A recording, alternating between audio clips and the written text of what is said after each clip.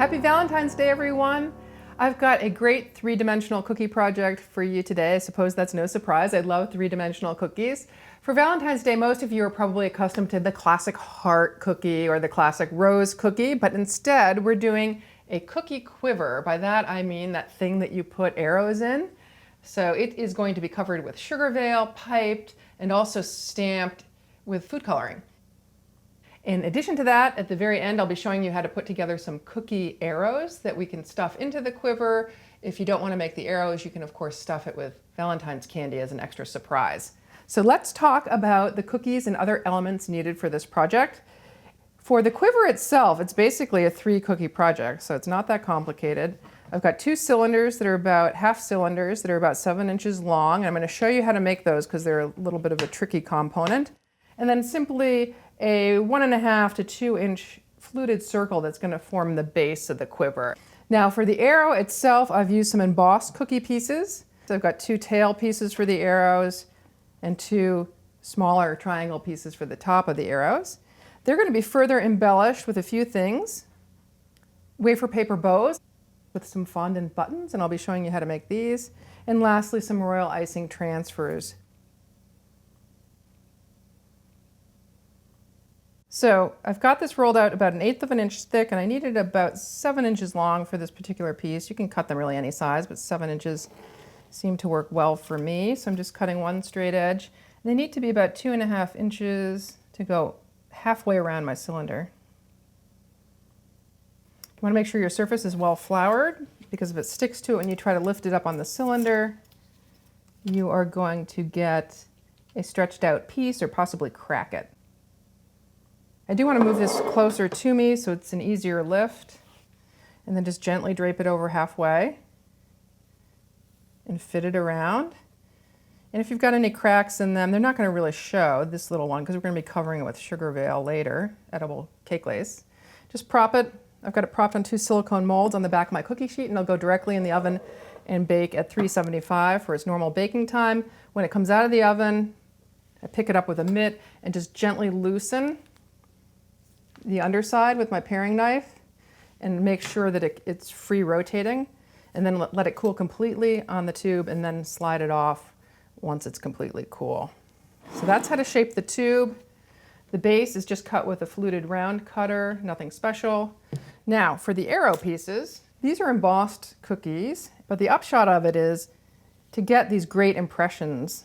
I'll bake directly in the silicone molds because they're oven proof, and the dough will spread less and I'll get a much nicer imprint. So just take as little dough as you need to fill the area and just gently press it in. And I press dough into all these crevices, place it on my cookie sheet. When it comes out of the oven, no waiting time whatsoever. I just pop it out of the silicone mold, gently press the mold back. Now this piece was a little bit more creatively done. I didn't use obviously the whole leaf to create this shape.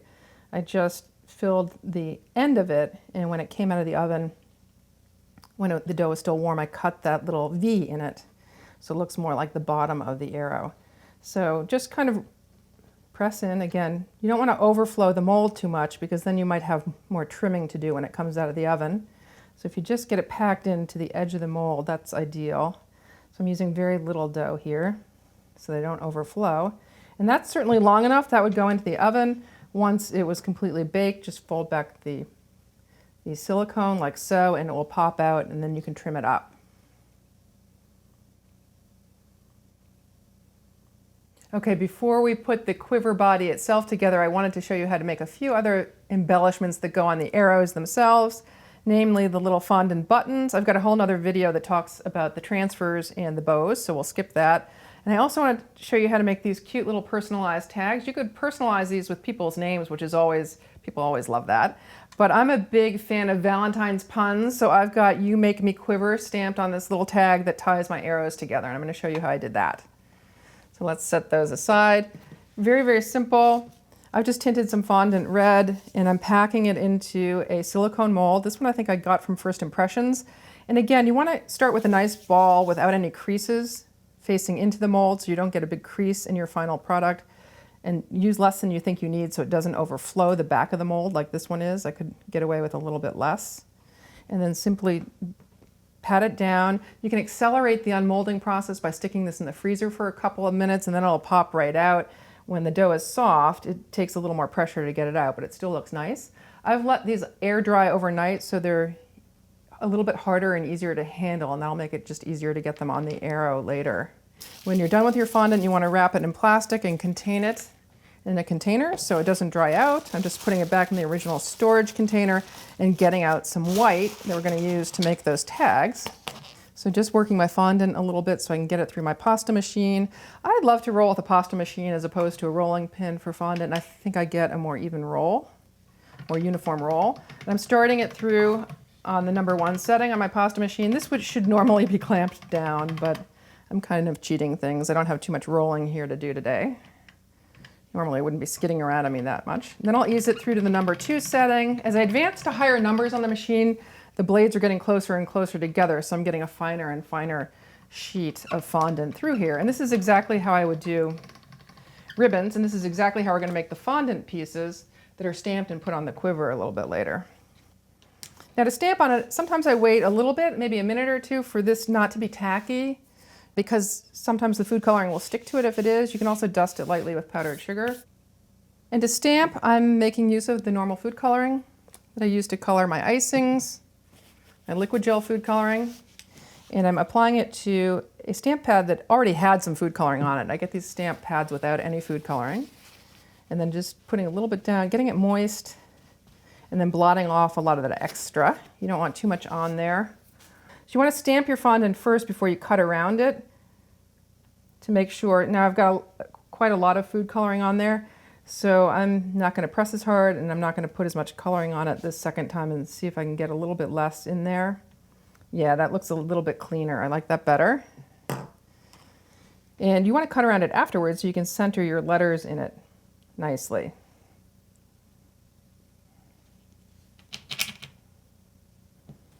And once it's out, I like to cut a little hole. I'm just using a number 5 tip to cut a little hole in the end so we can thread it later. And then you want to set that aside, just slide it off to the side to dry completely. And when it does, usually that's a few hours to overnight. Depending on ambient humidity, you can pick it up and easily work with it. And we'll be using that to tie up our arrows a little bit later. Okay, so it's time to assemble my halves. They've been adequately cooled. And I have already filed these down. When they come off the cylinder, they're going to be a little uneven and they won't fit together quite as tightly and neatly. And we of course want that to happen. So to do that, again, out comes the grater. Filing up and along the length is the easiest way to get a clean file, or you can use a microplaner. These are both food-safe tools if you're eating these. If you're not, sandpaper can also be used, but we're eating these. The other thing you'll notice I've done is I've filed little grooves using the edge of my paring knife here, and that's so I can insert a licorice lace strap later, which I may do. I may not use that though. I may end up putting a chocolate strap on as I did here, but if you want to actually thread the strap through the cylinder, you want to make that hole in advance, and you want them on both sides. The other thing I've done is I've marked using my edible marker the bottoms of each, basically how I'm going to match them up. And I think the fit here looks really nice. This is a nice front face, and my handle is going to be coming off the back. And that looks nice and symmetrical. So now to glue it together, it's nothing more than what I typically do to glue cookie pieces together, which is I use thick royal icing. The thicker it is, the faster it dries, and the less likely things will be to slip around. I want to kind of avoid that hole though, in case I do want to thread it with licorice later. And I'm using brown to match my dough color. It will be covered largely with stuff later, so it's not crucial that it be the same color, but I do like to do that. Just making sure my little black marks line up.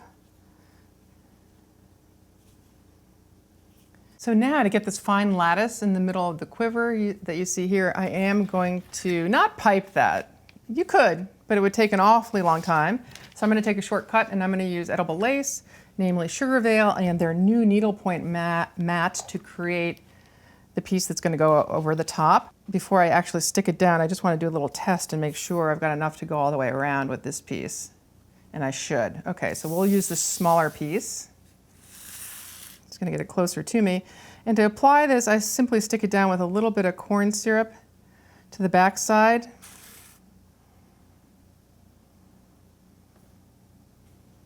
My pieces I'm putting it on the ends are about 1.5 inches long. You could mark off exactly 1.5 inches on either end to make sure you've got it centered, but I think my eyeballing is probably close enough. And now I just want to lift it up and apply enough corn syrup to wrap it all the way around to the back. There will be a seam on the back of this as well, so this is definitely another piece that kind of presents best from one side.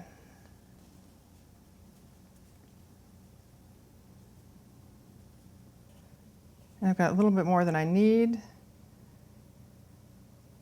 so I am going to trim that up. So this will be my front. This will be my front with my handle coming off this side.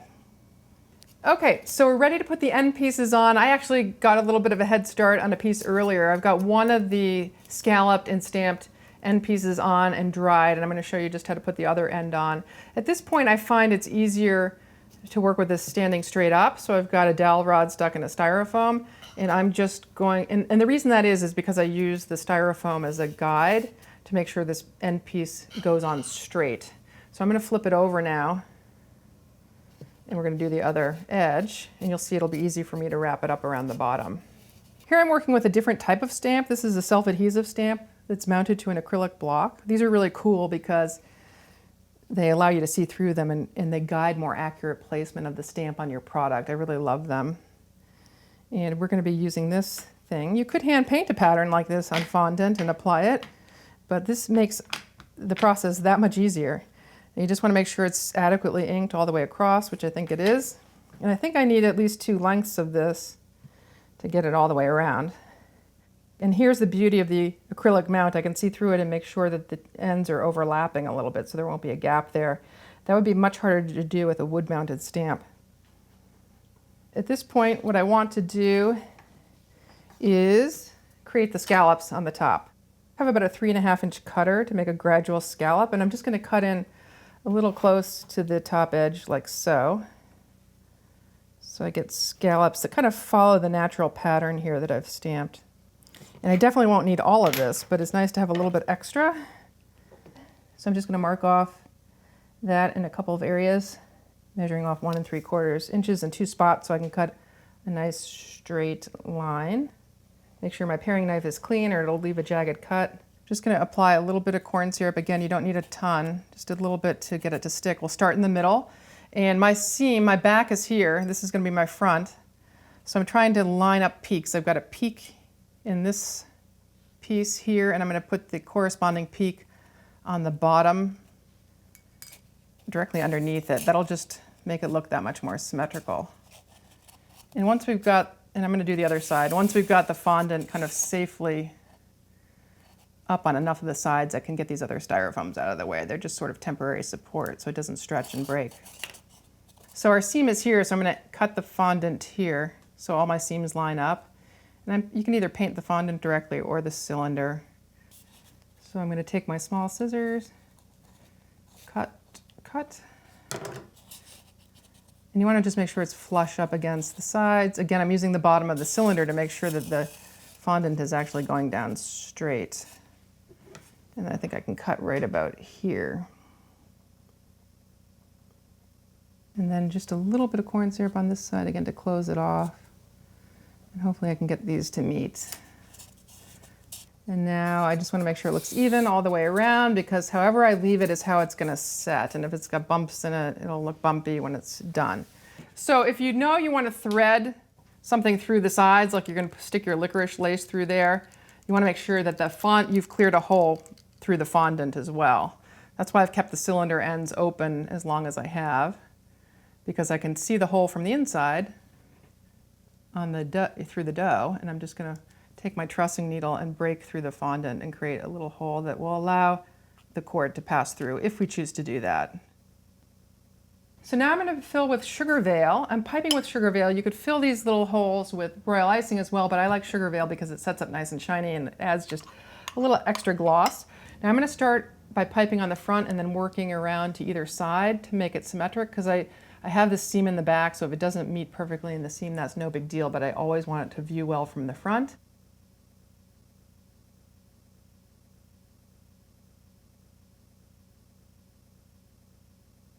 So these are four-sided diamonds, meaning they're four-sided diamonds, but they've got 4 dots that form the side of the diamond. So I'm going to come down 4 on either side. Starting on my diamond beneath it, coming down 4, and then back over. Just forming my 3 central diamonds now. So this line I'll carry all the way down to till it hits the bottom fondant.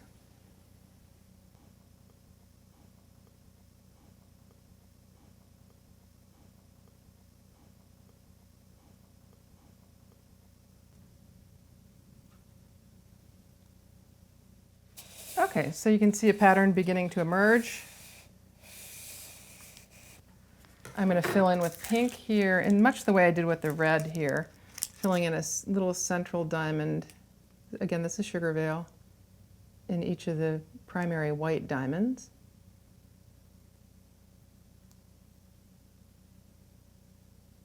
Again, you know, just get creative. Oftentimes I just do this organically. I'll start and I'll see what pattern emerges.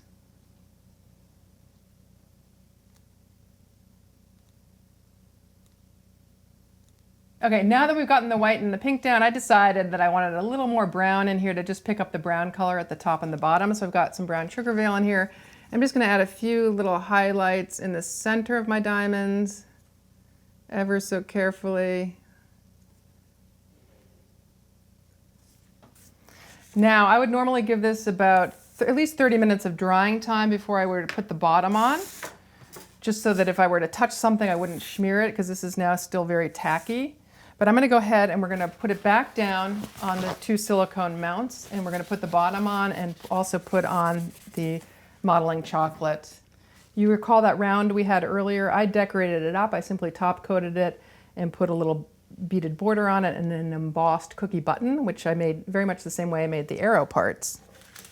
Now to stick that in place, I just need a little bit of royal icing glue on the end of this. And I think this is the bottom. It's got my very thick icing in here. And I want it pretty minimal because I don't want it squishing out and being obvious from the side. What I am going to do is potentially prop it with just a little bit of paper towel underneath so it doesn't slide down while the icing's drying. And you just want to make sure it's roughly centered on there so that when it stands up and when it's dried, it looks really, really nice. I'm going to use the modeling chocolate ribbon that I've used on my other quiver in front of me. And this is rolled and cut the exact same way I cut these fondant pieces. I rolled it out to the number 3 setting on my pasta machine. The only thing I did differently was I created this little serrated effect by tracing with a tracing wheel on it. But again, I show this in my other ribbon video, so I won't get into great detail here. Since I do have these holes here, I do want to cover them though, so I'm going to apply my ribbon to exactly where I had intended to possibly thread it. And you do want to shape it in the direction you want it to go, because ultimately the ribbon will completely air dry and won't be as malleable. And then the other accent is you can add a little bead to the outside to make it look like it's secured in place with something. And I'm going to use those fondant beads we made earlier for the arrows here.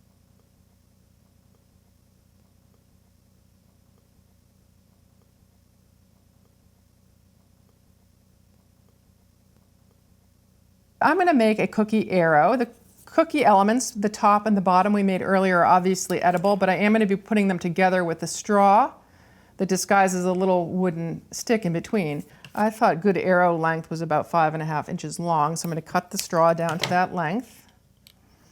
And then I'm taking, this is just a wooden coffee stirrer. I'm cutting that down as well. And if you cut this down and apply it from either end, that leaves room inside to stuff it with that sugar if you'd like to do that. I would just siphon that in with one of my parchment cones. And so now I'm using my white icing glue to secure these in place. The key thing here is to make sure that the coffee stirrers are oriented in the same direction. I'll show you what I mean by that in a second. So I want the one for the top sticking out maybe no longer than the length of the top arrow, of course. So that's about 3/4 of an inch. So we'd stick it out about that far. Fill in with a little more glue in the end to make sure it's really tight. And the one at the bottom can be a little bit longer because it's supporting a bigger piece. But you want them oriented in the same direction. So you don't want one twisted that way and the other one at a 90-degree angle to it, because then when I mount these cookie pieces on it, the arrow will be going in one direction here and then in a different direction at the end. So I'm going to go ahead and stick these pieces together. And for that I am going to use brown royal icing glue now, because I'm working primarily with a brown cookie dough. It's going to be less likely to show than the white.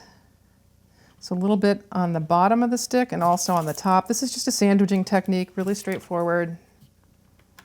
You just want to make sure you're looking at it from overhead if you're going to be presenting these in a certain direction so that everything is aligned nicely. And you want to do the same thing on the other end. I've also cut a little groove in this, if you can see, just so that it sits a little more tightly together. That's optional, but that'll keep the cookies a little closer together once I've got it assembled.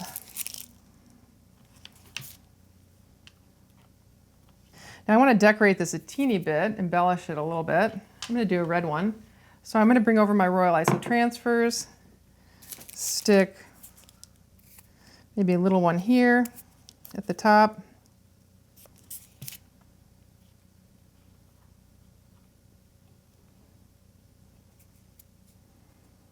And I'm going to use my little pre-made wafer paper ribbons, also edible. They're kind of taste like communion paper. So they're very papery. Typically I don't eat them, they're more decorative. Pretty. I'm going to anchor a few there. I'm going to conceal where they're stuck together with one of these red fondant baubles we made early on. And then last but not least, put another little royal icing transfer at the bottom. And that completes the arrow, unless you really want to go to town and embellish it even further. On these in front of me, I actually filled some of the little holes in the cookie with royal icing. You can also use SugarVeil there to tie it into the pattern on the quiver itself. I would certainly let these dry at least an hour, if not overnight, before filling them in, before placing them into the quivers. Otherwise, they can easily fall apart. But you also have the option, if you don't want to do the step, of course, of filling with Valentine's candy. Either way, this is a really special gift for your loved one. Happy Valentine's Day. Until next video, live sweetly.